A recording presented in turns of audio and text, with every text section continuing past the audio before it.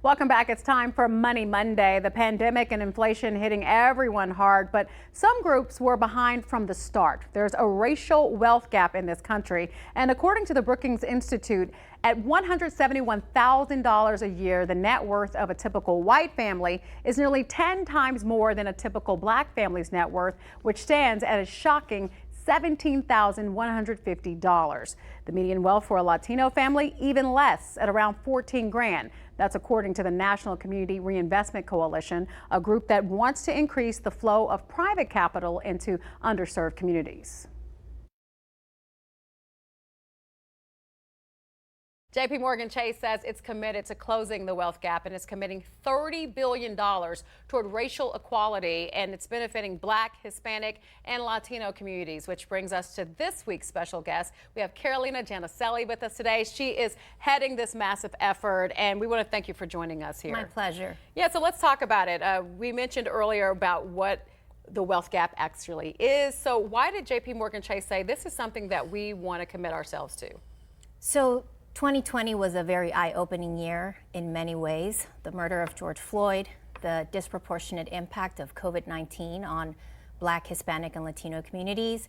And it was a moment that called for bolder action from all of us.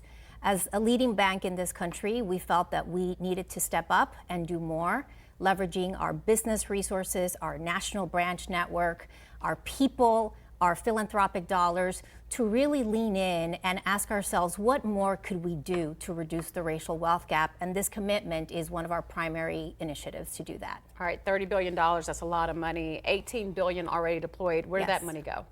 So far, the 18 billion has been focused on lending more for the preservation and construction of affordable housing. As we all know, access to housing is one of the key drivers of wealth. And so creating greater supply of affordable homes is a huge priority to help reduce the wealth gap.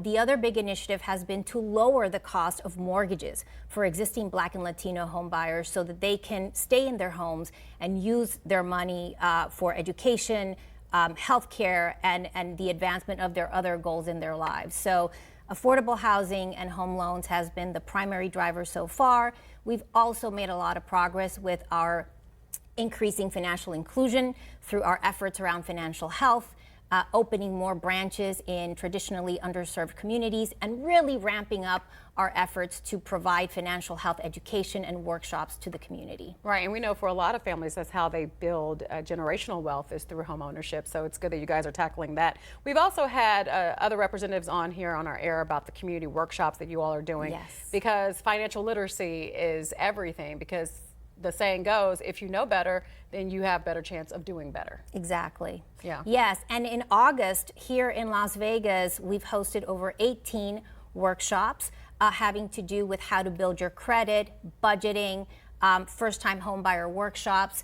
Information is really a huge gap, and it's really having key tips and knowing how to apply those tips in the right moment that can make all the difference. So these workshops are really empowering the community, and it's part of how we make financial services more inclusive.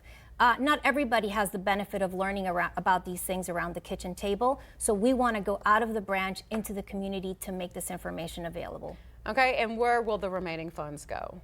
So our pillars are affordable housing, access to home ownership, also supporting small business owners, because entrepreneurship is the other main way in which Americans build wealth in this country. So we're ramping up our efforts to lend more to small business owners. We're also ramping up our efforts to increase our spend with suppliers of color. So $750 million is our commitment of incremental spend with Black, Hispanic, and Latino suppliers. Okay, we're running out of time, but I have to mention this. You guys are also looking within and trying to have more diversity and inclusion. Just really quickly tell us how JP Morgan is even shaping up its own business. So we are very focused on recruiting diverse talent into the firm. We have partnerships with HBCUs and Hispanic serving institutions to ramp up our recruitment.